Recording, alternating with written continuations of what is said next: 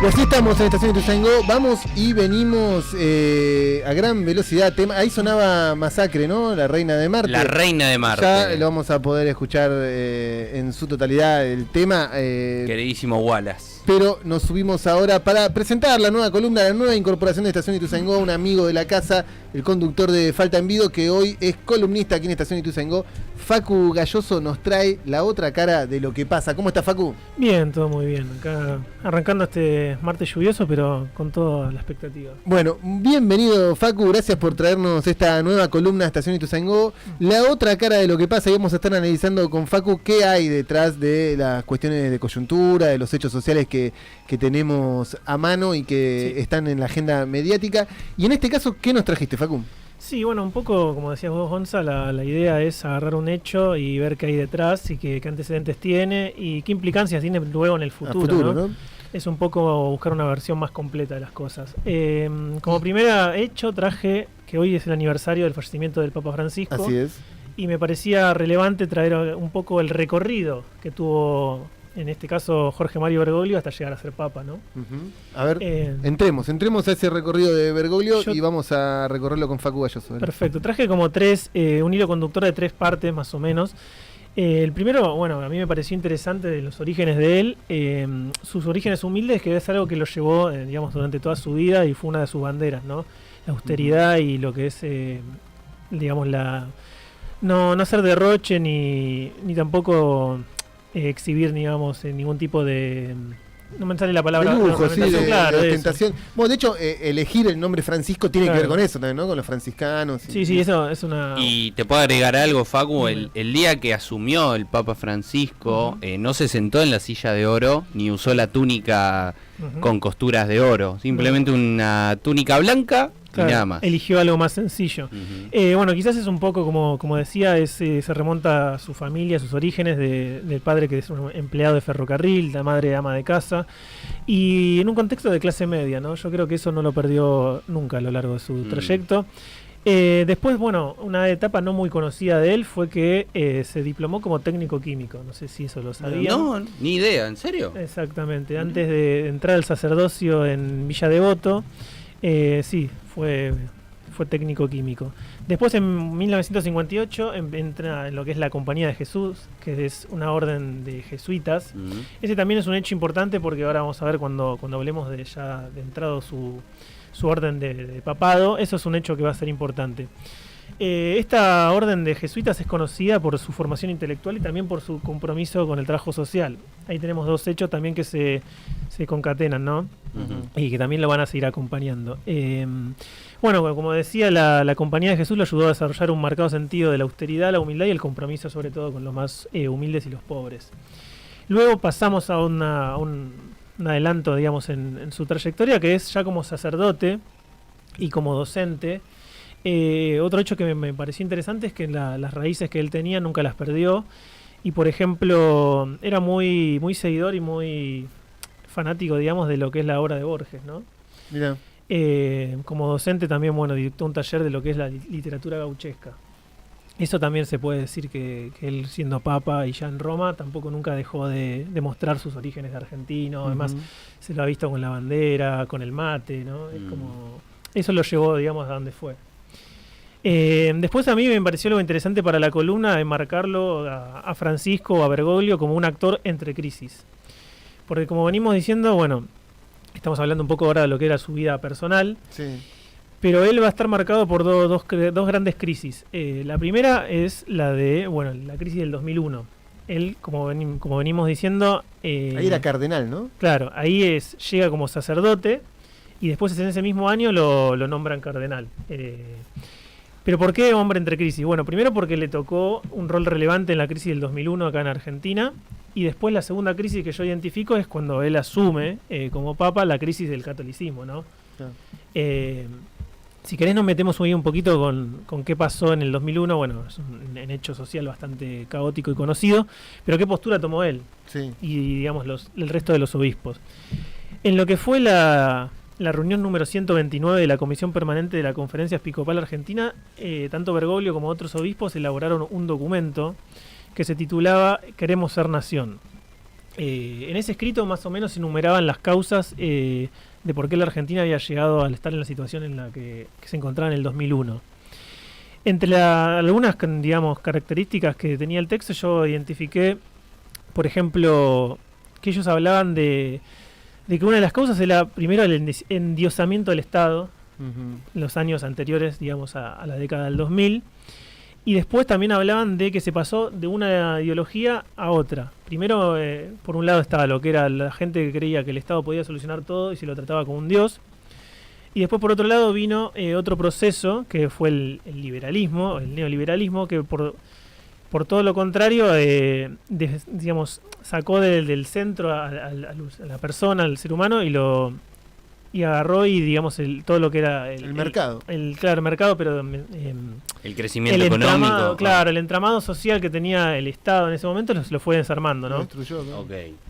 Ahí ellos decían que, bueno, se procedieron a vender las empresas del Estado sin un diseño racional del mismo. Entonces lo que eso generó es que no tenías una red adecuada de contención social, dando lugar a una creciente marginalidad y exclusión social. La crisis, bueno, ellos decían que en gran medida era económica, pero también hablaban de un deterioro moral.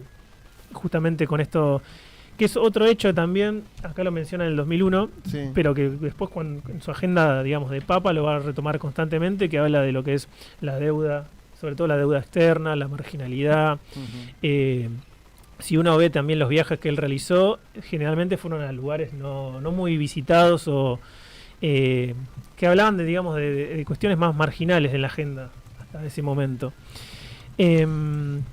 Bueno, por otro lado también me pareció interesante esto que hablábamos, que en el escrito decía que el dinero, digamos, la deuda, el despilfarro que hubo en ese momento, eran dinero que era sudado por el pueblo argentino, dándole, digamos, lugar a que los verdaderos dueños de la riqueza son las personas, ¿no? Eso lo dijo varias veces y es fuerte el término, ¿no? Sudado, sí. En el catolicismo, bueno, es fuerte.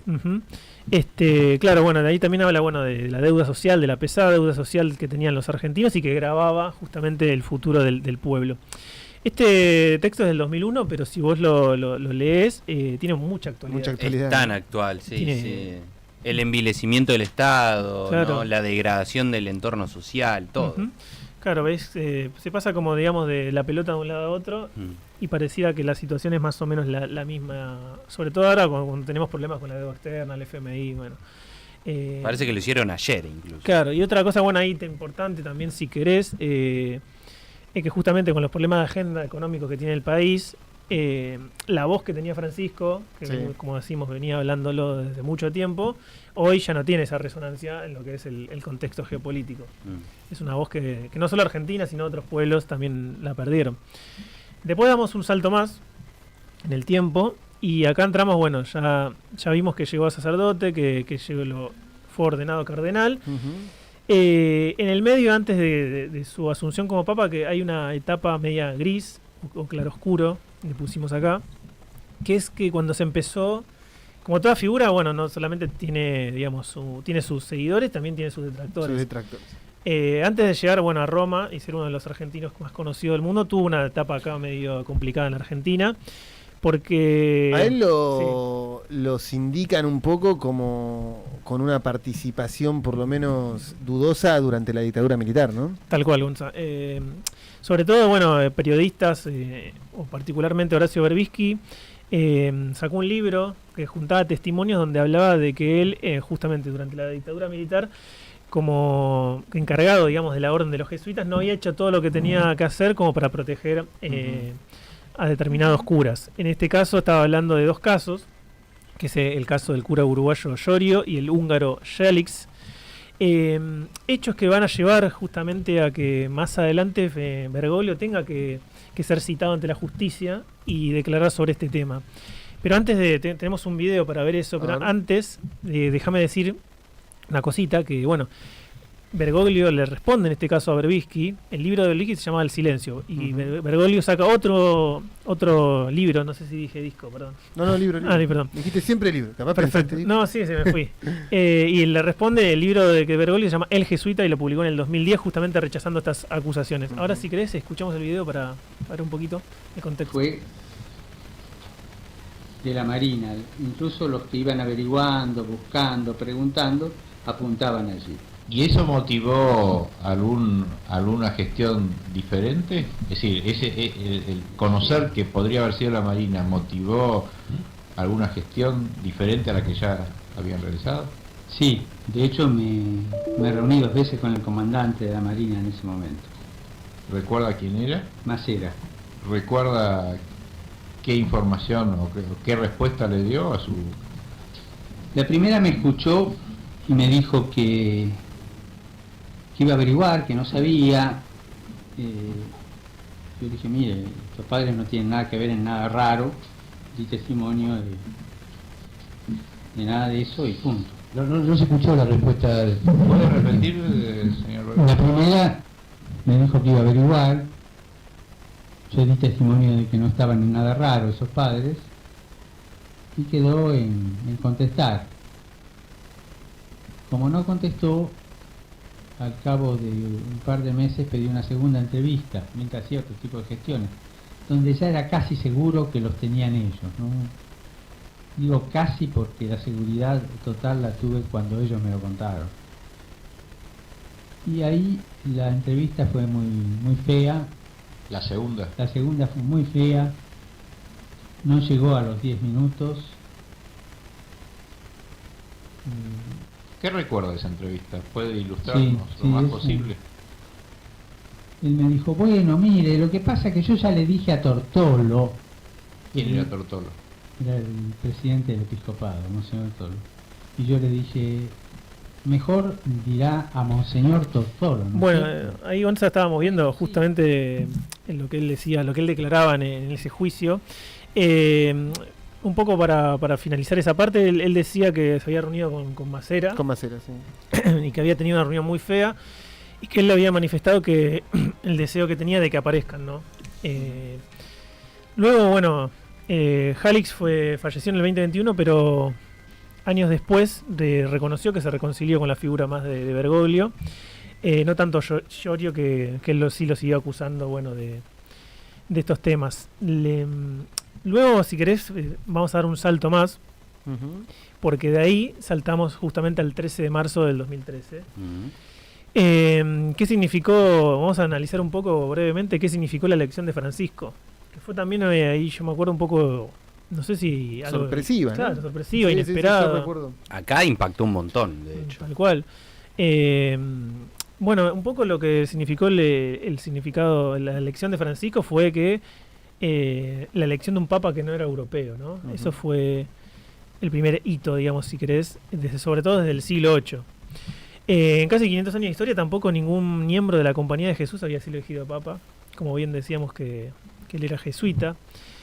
Después ese carisma que tiene la orden a la que él pertenecía lo acompañó, digamos, durante todo su trayecto. Esto de ser misionero, de ir a los lugares, de como se dice, poner el cuerpo. Él hizo énfasis sobre todo en la sinodalidad, perdón, la transparencia y la cercanía justamente a las comunidades marginadas. Tuvo una prédica, como decíamos, importante en lo que es en contra del individualismo, de la teoría del descarte. Después, por otro lado, bueno, impulsó, decíamos que era un actor relevante entre crisis, también fue un actor de reformas, porque impulsó cambios sobre todo en lo que fue el Vaticano, que eran inéditos hasta ese momento, como por ejemplo la reforma de la curia, que buscaba que hacer la institución más misionera justamente y menos burocrática. Descentralizó también el poder de la iglesia, como decíamos, él siempre se apoyaba más en las iglesias locales que en la centralidad. Incluyó a las mujeres, que la apertura de las reformas permitió justamente que las mujeres puedan dirigir dicasterios en este caso, que fue una medida sin precedentes. Endureció las normas, sobre todo para obligar a los obispos y superiores a denunciar justamente los casos de abuso, y protegió a los denunciantes. Por otro lado, algo más del lado económico, impulsó una auditoría de las obras, digamos, del Vaticano. Y por último, bueno, cerró 5.000 cuentas bancarias sospechosas en el Vaticano. Ahí vino como a romper todo entonces, más o menos. Impulsó bastantes cambios justamente que, sobre todo, pero lo que yo identifiqué es que seguían una línea, ¿no? Que él venía, digamos, hablando y no es que, digamos, hizo cosas que uno no te podía prever antes. Es muy impresionante, Facu, y es muy interesante todo lo que nos trajiste de Bergoglio o el Sí. Papa Francisco. Casi que da para una segunda parte, ¿no? Sí, la verdad Bueno. que fuimos hasta la Corea. Si querés, Sí, te dejo... teníamos 3 audios, pero pasamos al último, si querés. dale. Que es, ¿por qué eligió el nombre? Ahí está. Si lo tenemos a mano. Después 2 cosas que quisiera mencionarlas por la persona. En la primera votación ya me di cuenta que ya faltaban pocos votos, ahí sí. Y ahí se me acercó el cardenal Humes, que murió hace poco, un grande. Me dijo, no te asustes, así obra el Espíritu Santo. Y cuando me eligieron la segunda votación, que seguían las votaciones, cuando ya tuve los 2/3, después siguieron las votaciones, se me acercó, me dio un abrazo y me dijo, no te olvides de los pobres. Y de ahí el nombre Francisco. De ahí el nombre Francisco. Eso me acuerdo. ¿Fue iluminado en el momento con el nombre Francisco? Sí. La decisión fue... Ahí está la explicación de Bergoglio de por qué el nombre de Francisco. Bueno, realmente interesante todo, Facu, lo que nos has traído. Lo podemos volver a desarrollar también. Sé que tenés otros temas ahí en parrilla para traer para esta nueva columna que se suma a Estación Ituzaingó. Che, me encantó. Básicamente es la otra cara de lo que pasa con Excelente. Facu Galloso. Realmente gran incorporación, Facu. Gracias. Muchas gracias por sumarte a Estación Ituzaingó. Muchas gracias también a Licha López.